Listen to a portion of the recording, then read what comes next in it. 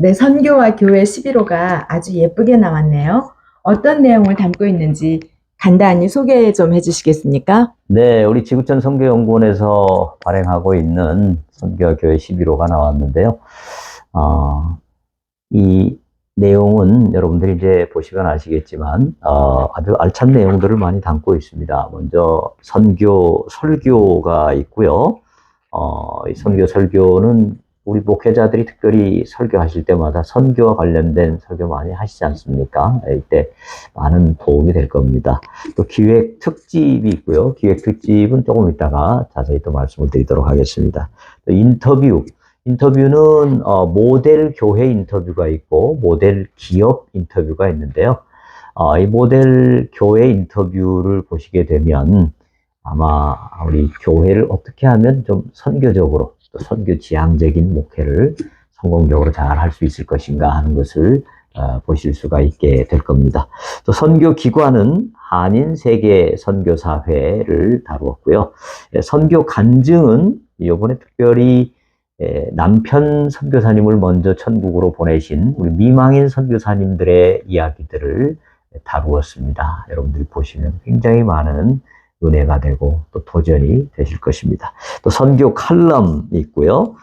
지상논단, 제주도의 우리 고창진 목사님의 지상논단을 다루었습니다. 제주도 어떻게 하면 복음화 더 잘할 수 있을 것인가 하는 내용들을 다루었습니다.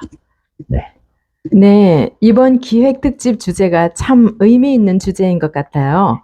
설명 좀 부탁드리겠습니다. 네, 이번 기획 특집은 종교다원주의 평가와 선교의 방향이라고 잡아봤습니다. 이 종교다원주의, 이미 좀 많이 지나간 것 같지만, 여전히 굉장히 우리 기독교에 영향을 많이 미치고 있는 그런 주제죠. 네 분이 글을 내셨는데요.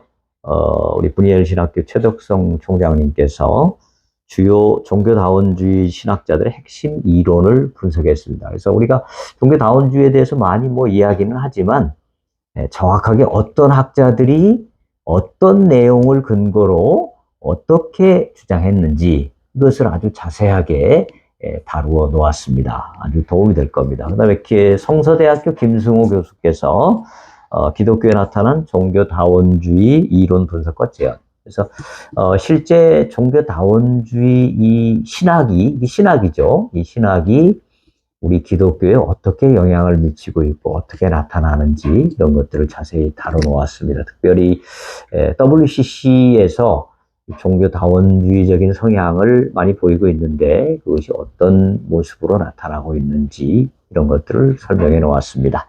또 우리 장신대 신약학 교수이신 소기천 교수님께서 성서신학적 관점에서 본 에큐메니칼 종교다원주의 평가라는 글을 내셨는데요. 여기에 보시면 그 에큐메니칼 문서 하나를 선택해서 그것을 조목조목 WCC가 어떻게 종교다원주의적인 성격을 나타내고 있는지 그것을 성서신학적인 입장에서 아주 자세히 다루어 놓았으니까 많은 도움이 되리라고 생각이 됩니다. 또 제가 다원주의 상황 속에서의 바람직한 선교 방향이란 주제로 또 앞으로 그렇다면 우리가 어떻게 이 다원주의 상황 속에서 선교를 수행해 가야 될 것이냐 이런 내용들을 좀 다루어 보았습니다. 아, 네. 그러면 다원주의가 팽배한 상황에서 어떤 방향으로 선교를 해야 할까요? 네, 이 다원주의가 보편적인 상황이 됐습니다. 오늘날은 어떤 하나만이 유일한 진리다. 또 나만이 옳다. 이런 것은 굉장히 배타적이고 아주 이기적인 자세로 비치는 그런 시대가 됐죠. 그러다 보니까 기독교에서도 오직 예수님만이 유일한 길이다. 이렇게 주장하는 것은 상당히 좀 배타적이고 뭔가 시대에 맞지 않는 그런 신학으로 비칠 가능성이 많습니다. 그래서 종교다원주의는 굉장히 매력적입니다. 그리고 이 시대에 맞는 것처럼 보입니다. 그러나 이 종교다원주의가 과연 이게 우리 기독교를 살릴 수 있는 것이냐? 이거에 대해서 우리가 심각하게 고민을 해봐야 되고요. 우리 예수님께서 말씀하셨죠. 내가 곧 길이요 진리요 생명이니 나로 말미암지 않고는 아버지께로 올 자가 없느니라. 자, 그러니까 만약에 종교다원주의적인 방향이 맞다고 하면 우리 예수님께서 그렇게 가르치셨겠죠. 그러나 우리 예수님은 오직 예수님에게만 길이 있다 이렇게 말씀하신 것은 그것이 바로 우리가 추구해야 될 길임을 알 수가 있습니다. 그래서 우리가 이제 몇 가지 좀 방향을 생각해 보면, 첫째는 다원주의 시대에는 더 겸손하게 또 예의를 갖추어서 선교해야 된다. 그러나 겸손하고 예의를 갖춘다고 해서 우리에게 주어진 이 유일한 구원의 진리, 이거 자체를 포기하고 양보하라는 것은 아니죠. 겸손하고 예의를 갖추되 그 진리의 핵심은 갖춰야 된다. 두 번째는 결국 우리 예수님에 대한 확신을 더 강하게 가져야 된다. 예수님이 유일한 구원의 길이라는 이 확신을 더 가져야 된다라는 것입니다. 이 책 112페이지에 보시면 그 레슬리 뉴비긴이 써놓은 그 내용이 있는데요. 보시면 이제 이게 양쪽 계단이 있고 십자가 가운데 있지 않습니까? 그러니까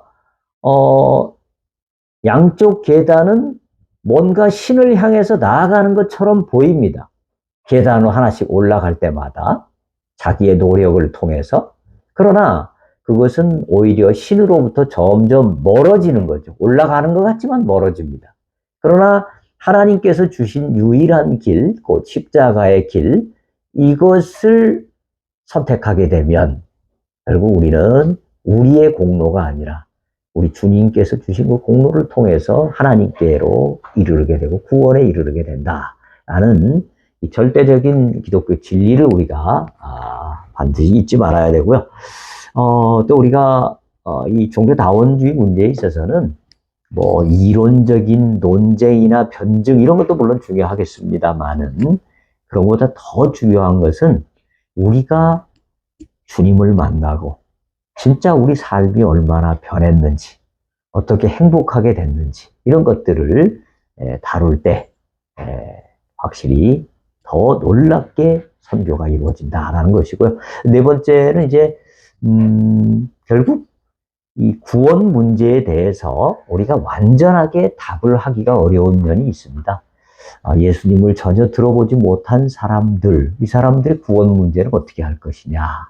이런 문제에 관해서 성경에 나온 정도만 우리가 생각을 하고 성경에는 우리에게 이미 명확하게 주어진 진리를 열심히 전하라고 말씀하셨기 때문에 우리는 그 진리를 전하는 것이 우리의 중요한 자세라고 생각합니다. 초등학교 2학년 학생이 집안이 어렵다고 엄마 아빠 우리 집안 어려우니까 내가 나가서 좀 알바를 하고 일을 좀 해서 돈을 벌을게요 라고 하는 것은 옳은 자세가 아니죠. 초등학교 2학년 학생은 부모님의 말씀 잘 듣고 열심히 공부를 하는 것이 좋은 자세일 겁니다. 우리도 아마 하나님께서 우리에게 구원에 관한 진리를 다 알려주시는 않으셨습니다. 우리에게 명확하게 주어진 진리를 우리가 믿고 그것을 열심히 전하는 것이 우리가 행해야 할 바른 선교의 자세다 이렇게 생각을 해봅니다. 네. 네, 그렇군요. 네, 감사합니다. 이 저널을 좀 보고 싶으면 어떻게 하면 될까요? 네, 이 동영상을 제가 페이스북에 올려놓을 건데요. 페이스북에 이 동영상을 좀 구독해 주시고 그다음에 이메일 주소를 댓글에 달아주시면 그 댓글 이메일 주소로 제가 다 보내드리도록 하겠습니다. 그리고 이제 책으로 직접 받아보시기 원하시는 분들은 그 또 페이스북 밑에다가 자세한 안내를 달아놓겠습니다. 그걸 보시고 하시면 되겠습니다. 네. 네, 감사합니다.